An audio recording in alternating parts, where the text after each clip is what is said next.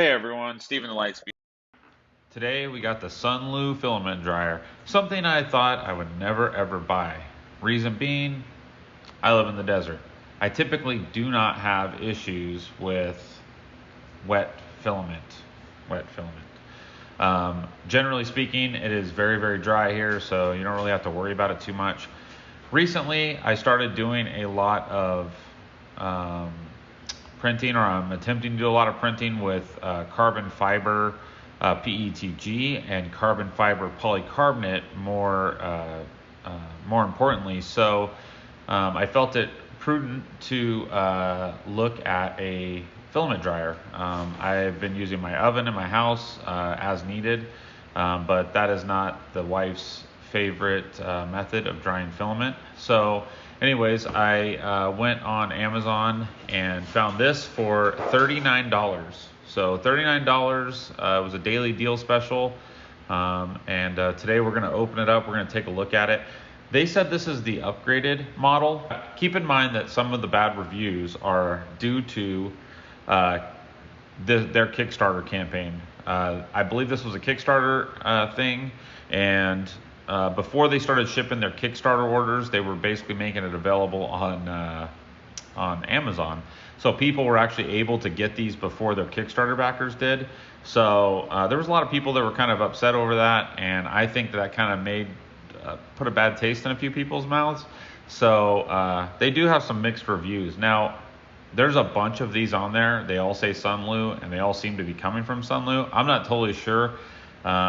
Mainly, I got this one because this one said it's the quote-unquote upgraded model, and it was about $5 to $6 less than the one that didn't say upgraded. So I've heard some issues with temperature. I've heard that it doesn't get very hot. Today we're going to take it out, and we're going to take it apart and put it through its paces. I got a roll of PETG here from Filament, link in the description. This is a great product.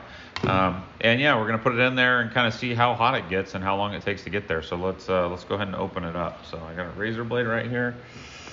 I'm going to pop this guy out.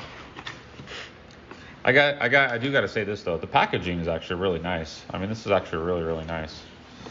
So pull that out. There's a, what do you call it? A manual, so that's good. Lots of languages. I am sure. English. So this says 271 by 100 by 237 millimeters. So that's actually something I was looking for, because I was wondering if this would fit into a rep box. It's 113 degrees here in Phoenix, Arizona today. So it's sitting out in the heat on my deck. So let's go ahead and get the power supply. I've already pulled the power supply out of this. So this comes in there as like a padding, and the power supply comes right here. And inside, you can kind of see what it looks like. I have not powered this on yet, but we are going to do that together. So let's, okay, it is powered on, or at least plugged in. So one of the things I hear people talking about on this is they talk about the temperature not being, accurate or whatever. And they're using these guns. So first of all, these guns are great, but they do not work well on shiny surfaces. So if you're using it on a reflective surface, it will not give you an accurate reading. Not to mention, there's also a distance here that has optimal distance for accuracy reasons, and you need to pay attention to that. So this says, ½ inch and spot at 5 inches. So basically it's a 13 millimeter spot at 130 millimeters. So that's the equivalent 5 or 130 millimeters, 5 inches or 130 millimeters. But so on this one, it has two lines that basically give you the optimal distance. So when that dot intersects, right there is the optimal temperature. And right now it is reading, let's see, 27 degrees in my house. So So this is not really a laser. This light doesn't do anything.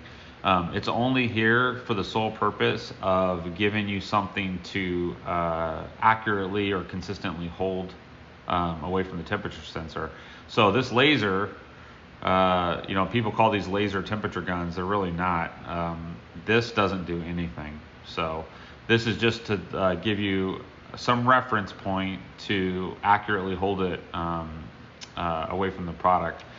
And the reason I know that is that you know, I'm very familiar with these guns in my regular day job, or my only job. We use these for food. So these are USDA approved and calibrated for food. And then all of our drivers and deliveries use these guns that are certified and calibrated for food. So I think this is probably as accurate as you're going to get. It's accurate enough for the USDA, so it's probably accurate enough for us. So anyways, but my point in telling you is you can't just point this into here and go, oh, it's going to be, you know, 29, you know, whatever. It might read a little bit higher. Like on a print bed, a shiny glass print bed, it's going to be all over the place. It needs a matte surface to basically measure. So if you need to make a matte surface somewhere inside of here, that will give you a far more accurate reading. So all right, let's do this, and let me get you guys in here a little bit, and let's go ahead and turn this on.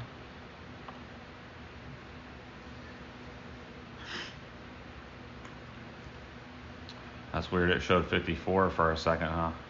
Pretty interesting. But let's take a look. So PV and C, I'm not sure what PV means, but we can take a look here. Let me look at the, oh, PV, I just saw it. The measured temperature is displayed as PV, and the set temperature is as SV. Okay, so PV is the current temperature, and you can actually see it's climbing up right now. So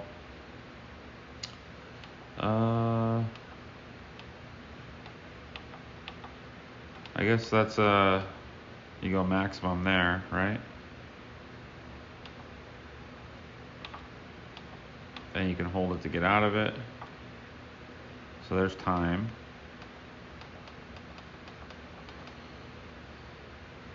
Oh, you gotta do all 24, I guess.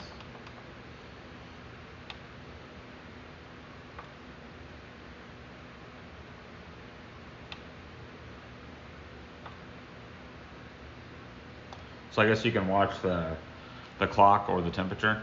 All right, so I've noticed that there are two holes. Let me back up a little bit.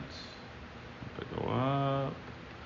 So there basically there's two holes. There's this hole here that has this little grommet in it, and they gave me I saw some extras in there. So there's the little grommets, and then there's this. It's like a little plug thing. It is only on half the lid and half here, so it falls out really easy, like really easy. So anyways, so ow, okay, that's pretty hot. Like, I ain't joking, that's hot. And boy, it smells like China in here, that is for sure. Just make sure you got it cranked up. It looks to me like the this is where the heating element is. One of the complaints I've heard is there's no fan to like push this air around. It would be really nice. It's probably something you could add. I think this is 24 volts, so you could add a little fan to push the air around here. It'd probably be a whole lot more effective. So, but yeah. Anyways, okay. All right. Let's do this before we do anything. Let's put a piece of tape. See how much more accurate that is? That's probably accurate. Now, it's gonna be tricky to do with the lid closed because of this thing, but what I wanted to do is try to shoot it through the hole there. Let's see if that works. I'll tell you, just from touching 60 and 70C 3D printer beds a lot, you notice you can touch it with your fingertips, it doesn't burn. This feels like instantly when I touch it, it is hot. So, I don't know. Don't know. So, I am going to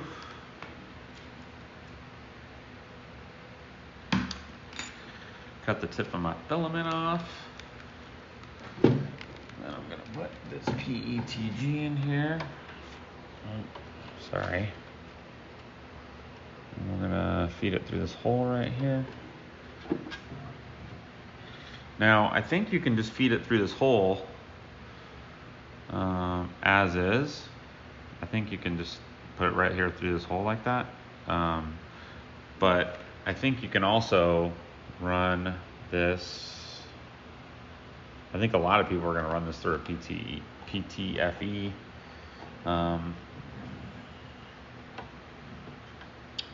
tube.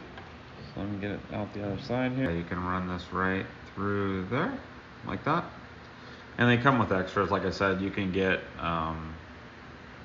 you know, these extra tubes. I don't know exactly what they are, but they make it where they pass through. So at any rate, we are at, let's see, we are at 55 degrees, 56 degrees. And yeah, I mean, I guess there's really not much to it. Is it gonna dry the filament? Yeah, it's gonna dry the filament. I don't think there's any question that it's gonna do that. This, unlike most of them, is an actively heated one. Most of these are not actively heated. Most of these just have desiccant in the bottom, and then you're supposed to like keep drying the desiccant. I think some like Slice Engineering's newest invention, the desiccant that goes inside the spool, that would be real. In combination with this, it would be super awesome, because then you'd have this pulling, you know, place for the moisture to go, right? You know, in this environment, I don't know exactly where the moisture ends up, because you know, it's basically sealed off from the outside. The other thing is this thing keeps coming out, but all in all, hey, for $39, I'm pretty impressed. This is actually really, really nice. For $39, I think this is a smoking deal. Anyways, I'm going to put a link in the description. It is an affiliate link if you'd like to help some further, you know, product reviews or anything to do with 3D printing. I have two pretty big projects coming up. Probably the first one is going to be the Lulzbot Sidekick 747. They have told me they're going to send me one to review and print with, and I'm just going to print it like crazy with it and let the print speak for itself. And then the second project I have is the Rat Rig V Core 3 500 by 500 by 500. That is sponsored by Rat Rig. It is also sponsored by Protopasta, Slice Engineering, and I think that's it. But yeah, so that project is going to be printed all in Citrus Sunrise Protopasta. We're hopefully going to have, at the very least, we're going to have a Slice Magnum on there. I do have a Slice Magnum Plus, which is what I really want to put on there, with a BONDTECH LGX. So anyways, that's going to be coming up. I'm planning on streaming the whole thing from my kitchen. So if you'd like to see that, please subscribe and click the little bell for notifications. I don't do a lot of content, but basically month of August is going to be pretty much daily content, I think. You know, it's going to take 7 to 10 videos probably, or good sessions, to get the Rat Rig built. But initially we're going to do the Sidekick, and I'm basically just going to stream every day while it's printing and let people ask questions, and we'll try new things out, like going super fast. Maybe we'll take it apart a little bit. I don't know. So anyways, hit the bell for notifications, subscribe. Thanks for watching, and I'll talk to you guys later.